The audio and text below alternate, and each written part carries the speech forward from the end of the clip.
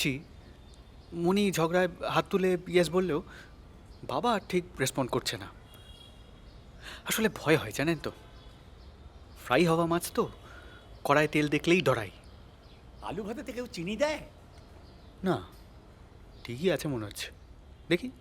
সত্যি বৌমা, ঘটি হয়ে তুমি কি ঘটনাই না ঘটাচ্ছ। আমি খাবারে চিনি না দিলেও আজকাল আপনার সব খাবারই একটু মিষ্টি মিষ্টি লাগে। সুগার আছে তো, ওরম হয়। শোনো বৌমা, এই রান্নার ব্যাপারে তুমি আমার লোকে কথা কইও না।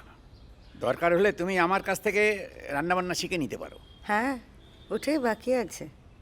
এখনো পর্যন্ত বিল্টু আর বিল্টুর বাবা খেতে পারে। এবার আপনার কাছ থেকে রান্না শিখে যদি রাঁধি, তাহলে মনে হচ্ছে বিল্টুর বাবার বাবা ছাড়া আর কেউই খেতে পারবে না। বিল্টুর বাবার খাওয়ানোর কোনো দরকার নাই,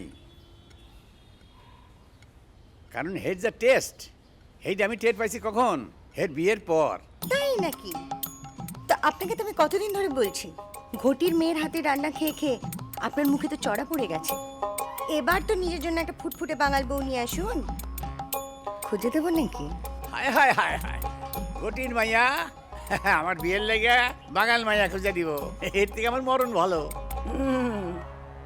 একখান কথা কই, আমি যদি বিয়া করি তো আমি লাভ ম্যারেজ করুম, বাঙাল মেয়ে তো বটেই। আর একটা কথা তোমাদের জানা উচিত এবং শোনাও উচিত। বিল্টু, খাওয়া হয়ে গেছে? হ্যাঁ। যাও মুখ ধুয়ে নাও, ব্রাশ করে নেবে। আচ্ছা, কি খবর বাবা? তোমাকেও একটা কথা জানানো উচিত বলে আমি মনে করি।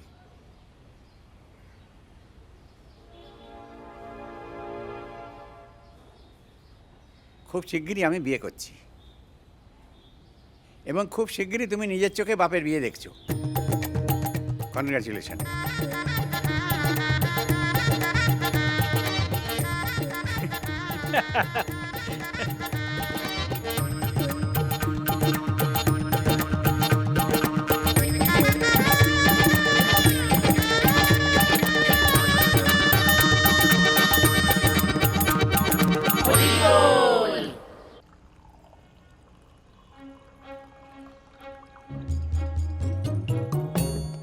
ওই ইন্টারভালে দি এন্ড লিখে দেওয়া উচিত ছিল। বাবা যখন কথাটা বললো না, মনে হচ্ছিল মেঝেতে মাথা ঢুকে একেবারে মরে যায়। ওটা মেজে না, ডাইনিং টেবিল। কি অবস্থা দেখেছেন আমার? মাথা ঢুকে মরে যাবো সেটা ইম্পর্টেন্ট না, মেঝে না ডাইনিং টেবিল সেটা বেশি ইম্পর্টেন্ট।